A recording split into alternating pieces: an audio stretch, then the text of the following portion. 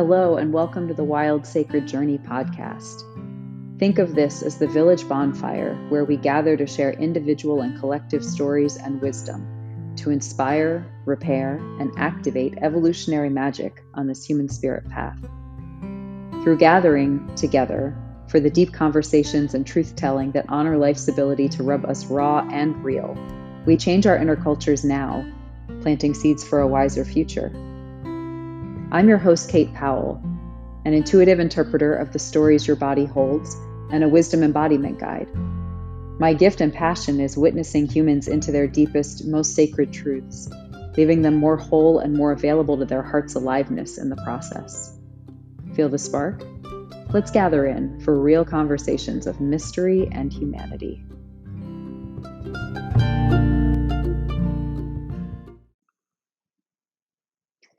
Hi, welcome to episode 1 of Wild Sacred Journey podcast. So I want to start off each episode with taking a moment, and you can do it where you are, I'm going to do it where I am, to just acknowledge the land that we're on, that holds us, that nurtures us, that cares for us, to acknowledge the ones who have come before, both on this land, wherever you are, and then also who have come before in our own lineages, because those things may not be the same. Acknowledge the ones who will come after. And to just take a moment to feel ourselves in a web of community and care, whatever that looks like, whether it's friends, whether it's family, whether it's our beyond human kin. Now let's take a few deep breaths together, just inhaling, outhailing, exhaling.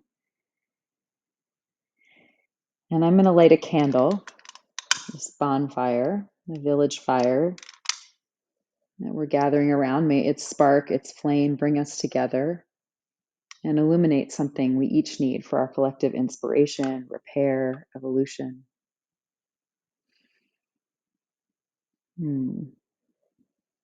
So for episode 1, since it's the name of my podcast and my business, Wild Sacred Journey, and I find it an orienting principle and approach, I wanted to start unpacking what those words mean in this context, what Wild Sacred Journey encompasses, why I think that approach is important, or what's possible when we start to look at our lives as wild sacred journeys, and then some practices I found to be foundational in embodying that approach through our lives.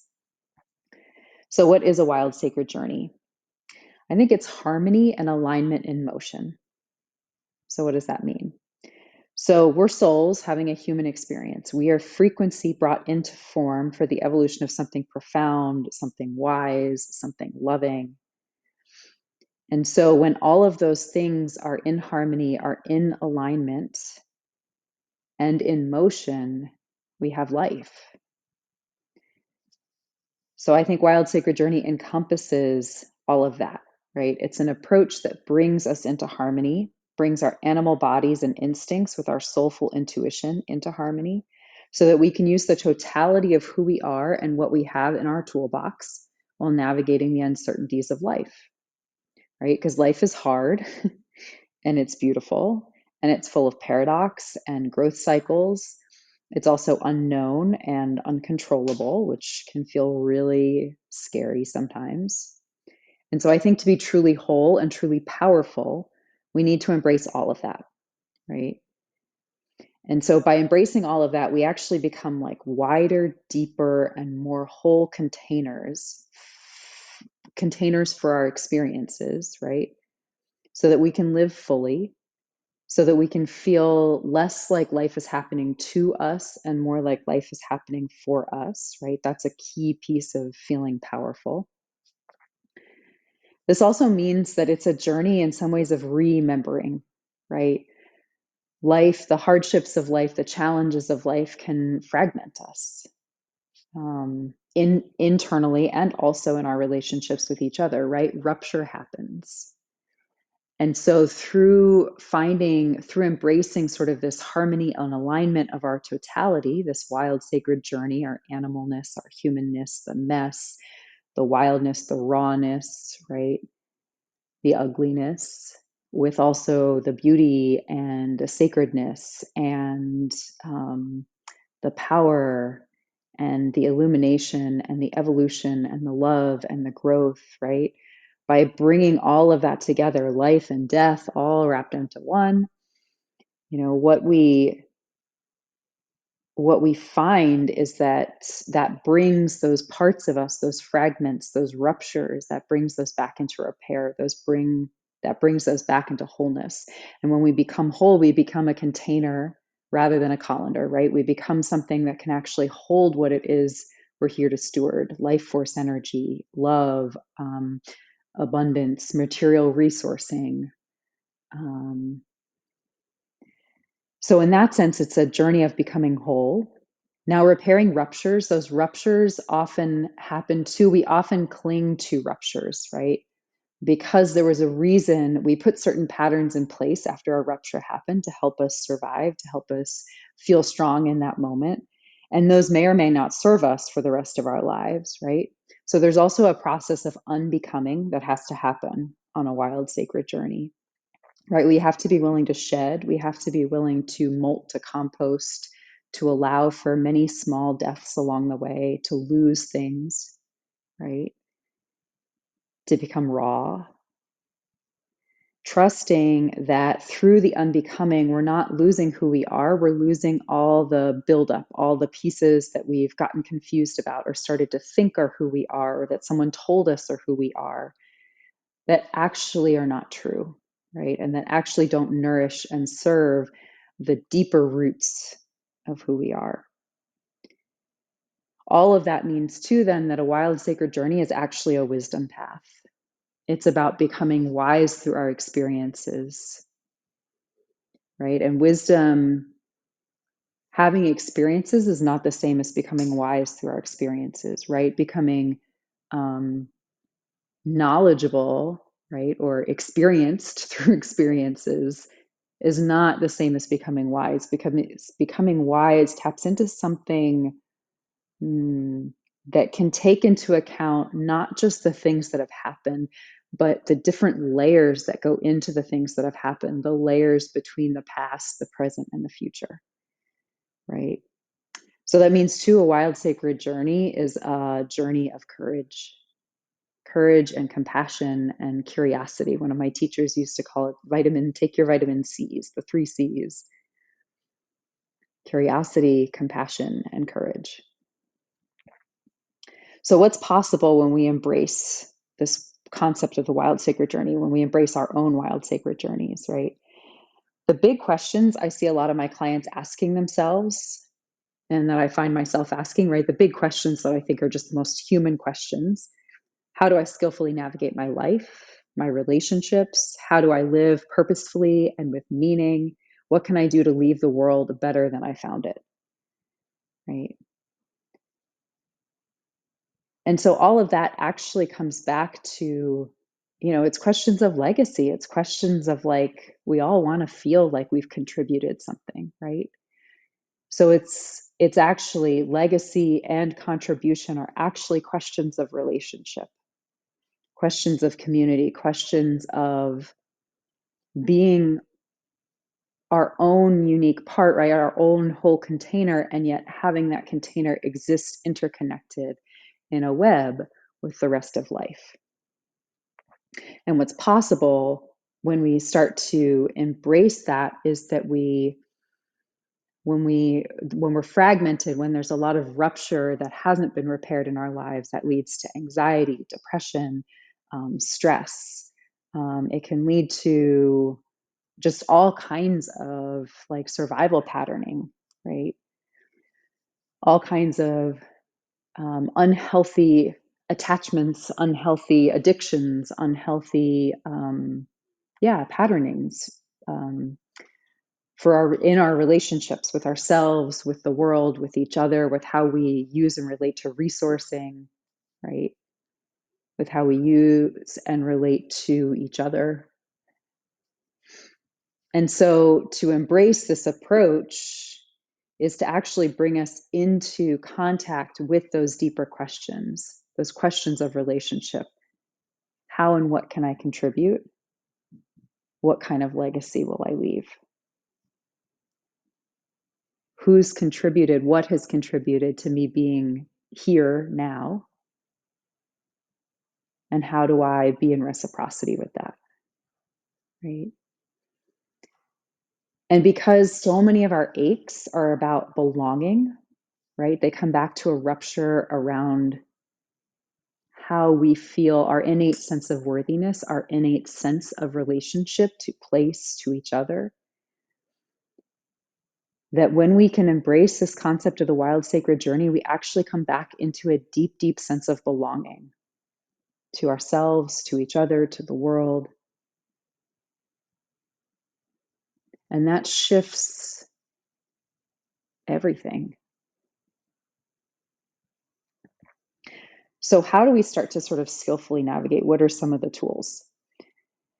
So, being on a wild sacred journey path is a lifelong practice, right? And we often need support on it, although we do have to be in full agency and full choice and full responsibility for ourselves, for our journey, right? We can't outsource our growth. We can't actually outsource our journey to somebody else. But we're also not meant to do this alone. So we're meant to find guides, we're meant to find collaborators, we're meant to find peers, right? So for me, I think the first big step is embodiment. And we hear that word a lot. And when I say embodiment, I'm not just talking about movement or this sort of somewhat amorphous concept of like being in your body, right? For me, it means actually gaining fluency in being human. So that might mean emotional fluency, understanding and being open to your emotions and what they're trying to tell you, and being able to notice in each moment what's actually coming up for you so that you can communicate with yourself and with others in a different, more authentic, more intimate, more self-responsible and responsive kind of way, right? It's about subtle body fluency. It's understanding your nervous system. It's understanding how energy is moving through your system, right? It's understanding legacies that your ancestors may have left that are in your body that you may not have known about, right? Or you may not consciously know about. So through that, what we're doing by by gaining fluency and being human is we're tapping into the wisdom that's in our bodies, right? Wisdom is not just a spiritual thing. Our bodies carry ancestral lines, they carry collective knowledge, they've co-evolved in this world, maybe not our specific bodies, but the collective body of humanity has co-evolved in this world, right? With plants, with animals, with geography. And so there's hard-won wisdom and knowledge that we carry in our bones. And when we can tap into that, acknowledge that, live with a sense of interconnectedness with that, with our subtle and physical forms, with the world around us, that's what embodiment is. And it allows for a deeper relationship with our own experience. It allows us to be more available for ourselves and others, which means not only are we less likely to cause harm, but we're more skilled at repair when harm happens. And so, how do we start to tap into embodiment? I think movement is a powerful practice as long as we're doing it mindfully. So, mindful movement, movement that's linking breath, that's bringing our awareness to how it feels to move our body, to what's happening in our body. And especially if those movement practices are not sort of this like, we're not beating our bodies up, right? Or trying to tame our bodies into some idea that our overculture has gifted us about how our bodies should look, right? So that's not a mindful movement practice. That's not an embodiment practice. But mindful movement that brings us into relationship with body, right? Ritual can be a really powerful embodiment practice. It helps us bring our spiritual practices and our relational practices, because spiritual practices are relational practices. It helps us bring them into form, these more subtle things.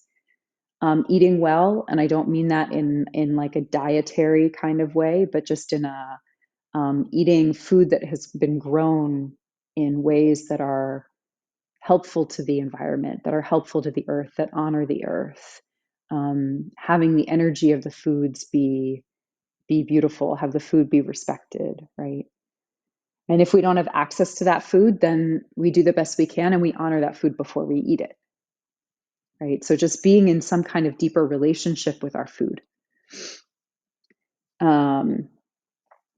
Caring for the earth might mean doing trash pickups. That might mean planting things. That might mean honoring roadkill when you drive past it, right? Taking a moment to just acknowledge that being lost its life, right? To our man-made machines, to our man-made cars, right? Or anytime we come into contact with death, right? Honoring that. Maybe setting up an ancestral altar space, right? Or somehow doing something that's to make the world better in the future, doing something that's for the generations to come. It can also be recognizing our place in things, right? Including our inherent worth to take up space. That's a whole practice in and of itself. And to use the right amount of resources, right? So checking in with ourselves. Am I hoarding? Am I overbuying and overconsuming? Am I under-consuming, right? We can't live life without creating some kind of ripple. That's not the point. So it's about being in action and engagement rather than in theory about all of these things, right? And I want to take a quick note too. If you have chronic pain or some sort of disability or different ability, right? Then being the idea of quote unquote being in your body, of embodiment, sometimes can feel really challenging, because if our bodies are feeling uncomfortable or unsafe or painful, that can create a rupture in our sense of trust with our body. So really all of this is just about finding ways to build a relationship of trust with our body as it is, not in some sort of ableist sense of like, well, I can trust my body when it's skinny, or I can trust my body when it's healthy, or I can trust my body when it's, whatever.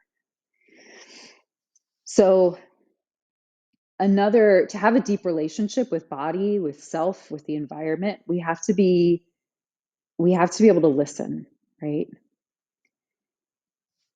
So this is not listening. So that's step number 2, is listening, or practice number 2, I should say, is listening. So not listening to respond or be right, not listening to prove, not listening to teach or to be power over, right? It's really relational listening. So life is dialogue, even with what's unspoken or beyond language. So when I used to teach yoga, I remember that it was so easy sometimes to feel like standing in front of the room, I would be the only one speaking. People would be moving and breathing in the room. And it's so easy to think of spaces like that as like monologues, right? But for me, it wasn't. It was always a dialogue, because the people in the room, the practitioners, were speaking to me. They were speaking to me through their breath, through their facial expressions, through the energy of the room, through the way their bodies were moving. And so because of that, I was in dialogue, right? It's the same when I plant a plant in my yard, a new plant. I'm in dialogue with the yard. Where does this plant want to go? It's not my brain saying, oh, this would look nice over there. Although sometimes my brain wants to give that information. But it's about asking the land, where would you like this plant to go? Would you like this plant? Where would you like it to go? And then actually listening for the answer and honoring it even when I don't like it. And that's the hard part. But that's the key piece about listening, right? Is that we have to be willing to sometimes be wrong. We have to choose being connected over being right. So how do we practice that? Meditation is a really good way to start to be able to hear the quieter, more subtle things, right? To practice getting quiet enough ourselves that we're available to nonverbal communication. Ritual is another way to practice listening, especially combined with meditation.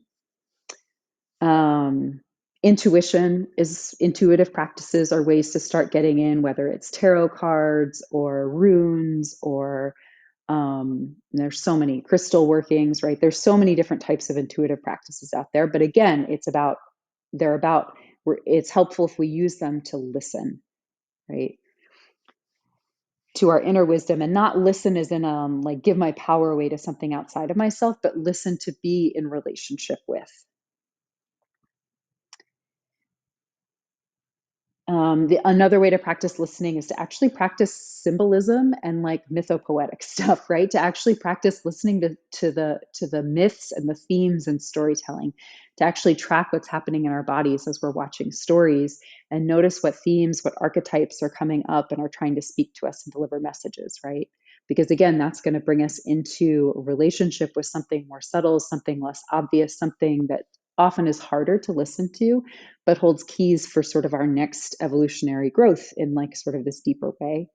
It's also about practicing. Another key practice is how to listen from the heart versus the mind. And so heart-centered practices and heart-centered meditations are going to help with that a lot.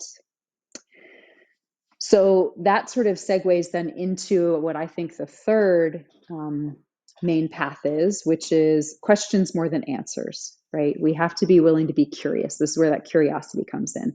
We have to be willing to unlearn things. We have to be willing to be open. We have to be willing to grow and compost and be courageous, right? Because what we are the expert in will always be the thing that we are so passionate about that we are always learning about it, right?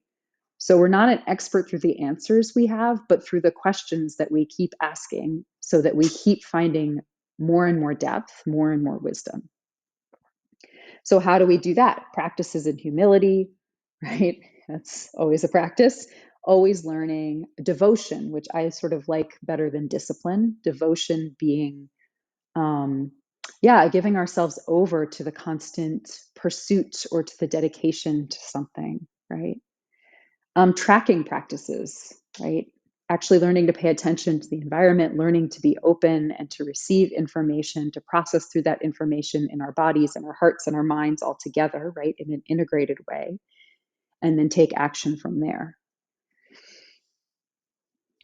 So number 4, that sort of brings all of that kind of, I think, ties into what I think sort of the fourth skillful navigation tools, fourth practice for all of this is, which is a practice of eldership and wisdom.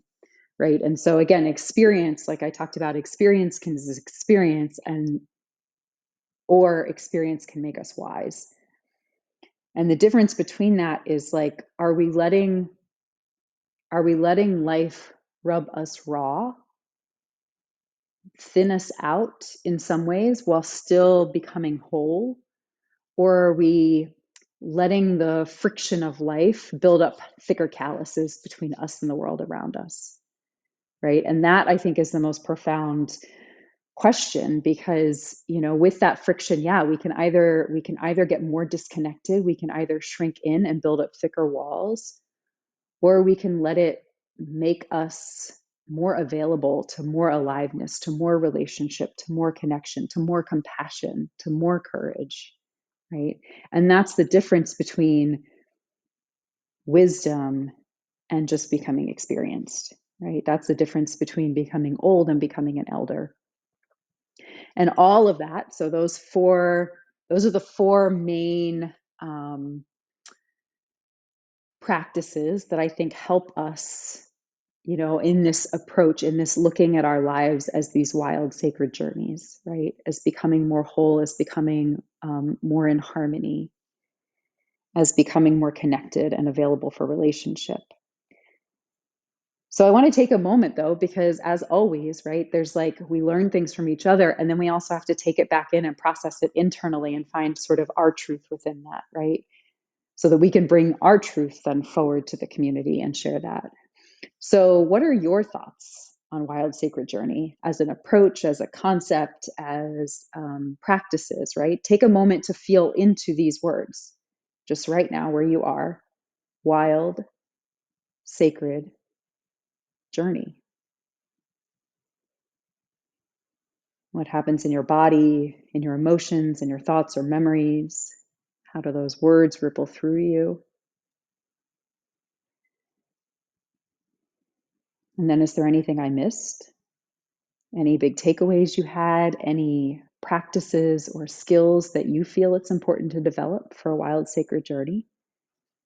I would love to hear about them. If so, you can leave me a comment on the anchor.fm platform, where this podcast is hosted, or you can message me on Instagram. My handle is at wildsacredjourney_KP. Or you can email me, kate@wildsacredjourney.com. Also, love it if you could support this podcast in its infancy, either by sharing episodes you love or found transformative or inspiring or reparative with friends and family, or rating it wherever you listen, right? All of that really helps. So thank you so much. Let me know how this all landed for you, and I will see you next time.